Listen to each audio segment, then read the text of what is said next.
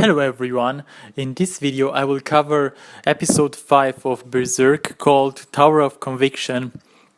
So it starts out with Isidro, who is working for those mercenary guys, those rude mercenary guys, and he is a thief basically and steals all kind of food for them and does some kind of errands to collect food, and he decides to poison the food, but it's not some kind of deadly poison. It only makes them they're really sick, so he can steal the rest of the food for himself and basically part ways. But then suddenly the guys catch up on him that he tried to poison them, and he tries to play the trick by telling the Kushans attacked the village and killed everyone, and so he tries to sneak away, but of course they don't believe him, and then to a big surprise it so happens that the Kushans are also there. And when they see them, they are basically like this tribe of assassins, and they murder everyone. So Isidro somehow manages to hide behind some barrels, and they don't see him. And out of nowhere, Guts just happens to pass by, and when Guts is when you are in Guts' way, he will cut right through you no matter what. So the Kushans see Guts and try to attack him, but he just takes out his sword, and for Guts it's just he goes to town with these guys. He just slams his sword left and right, and they fly, the body parts fly in the air, and everyone is like pretty much for Guts. This is like over in 1 minute. And so when Isidro sees that, he remembers him from the encounter in that pub in the very first episode, and Guts is just passing by through this village, and this was actually Isidro's luck, because if it weren't for Guts, he would be dead, because the Kushans don't make any prisoners. And so Puck takes the rest of the food. And also we are introduced to this guy we saw in the movies, and I believe he also appears in the manga. And he's basically also this assassin prince, this guy here. And I don't think he appears in this scene in the manga, but he appears in this one. So then we cut back to Casca, and she was or to the Tower of Conviction, where everyone lives in poverty and gathers around the tower to beg for food and for medicine, because there is famine, and people just live in very poor conditions in front of the tower. So they beg the Holy See for medicine and for food, and they round them up and say that everyone needs to be strong and have faith. And I believe then Father Mosgus or Farnese sees that mother with her child, and she decides to take them in, or Father Mosgus says that the child and the mother can come inside the tower, so the child can get better food and nourishment. But you know the deal with Father Mosgus and those fanatics, they are always planning something else. So a good deed from them isn't what it's supposed to be most of the time. So then Father Mosgus takes the child to a doctor, and the doctor gives him medicine and food, and then he decides to take the mother with him and show her around the tower together with her niece. And then this is where the things get fucked up. He shows them the torture room where the torturers torture all kind of people, and he has this creepy face, and you see all kind of torture devices and tortured people. And he actually takes the mother and says she has to. There is his creepy face. This is really. It made me a little bit laugh, and you see his torturers how they torture all the people, and Farnese actually gets excited by it. So he decides then to torture the mother as well for punishment for her sins or something like that. And then we cut back to the main camp, where there is this girl, Luca.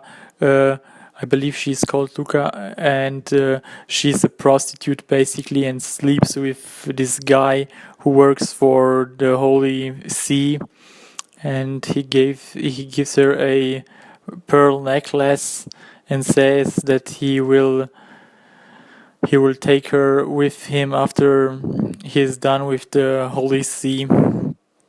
And then we get back to the conflicted Farnese, who thinks about the people. And so Luca basically took in Casca and bandaged her face so nobody would see that she's actually pretty and would actually rape her. So she takes her in her gang of prostitutes and decides to look after her. The guy, I don't know his name, he promises Luca that he will take care of her once he's done with the Holy See. So Casca is in this childlike state. I mean, she's like really retarded, like a vegetable, and in the manga she still is, even to this chapter. I believe now we reached a very far chapter where Guts reached the Elf Island, and hopefully she will get better soon. But in the manga as well as in the anime, she's in this retarded state since the eclipse. So Luca decides to share the pearls with her prostitute friends, and she promises that she will take care of them. She's like this mother figure for all the prostitutes, and she takes care of business and looks after them and such. A very nice person, actually. And she also takes care of Casca, because Casca has still the brand on her chest, I think, and demons come in and at night. So she decides to bandage her up so nobody can actually see her face or her pretty face and get crazy thoughts. So in this camp there is also another prostitute.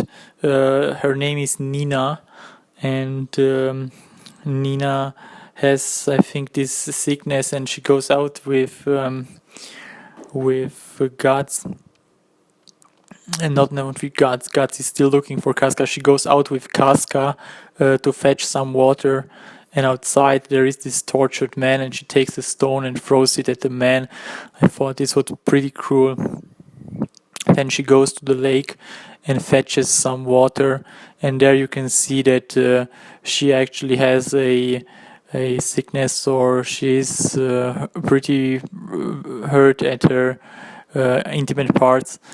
So she looks at Casca, and then suddenly the night slowly draws in. And the problem is, because Casca still bears the brand of sacrifice, all kind of undead get drawn to her. But luckily, she gets help by the astral projection of the fetus of her unborn child that was created when Femto or Griffith raped her. So we cut back to Guts and Isidro. Finally, Isidro caught up on Guts, and he tries that. This was a very funny moment. He sneaks up on Guts and tries to steal his sword, but his sword he can't handle the sword, of course, because it weighs way too much for him, and he tries to raise it up, but it's impossible because only Guts can wield it. And so yeah, finally Isidro caught up to Guts and tells him that he wants to follow him and be his apprentice pretty much. But Guts is being Guts. He just doesn't care. He just says, stay away from me because bad things happen to people that will stick with me, which is understandable because Guts also has the brand of sacrifice on his neck, and all kind of people around him will basically get killed. But Isidro doesn't want to listen, and he just decides to follow him anyway. And this is pretty much how they become friends later on. He just sticks to Guts, and I also think he's kind of this comic relief character together with Puck. So then when the night also draws in, this crazy wheels, undead wheels, close in on them, and Guts once again takes out his sword. He just says he wants to test out his brand new sword, which Godo forged for him or reforged for him in the last episode, and he takes them out in several swings, which was a cool moment.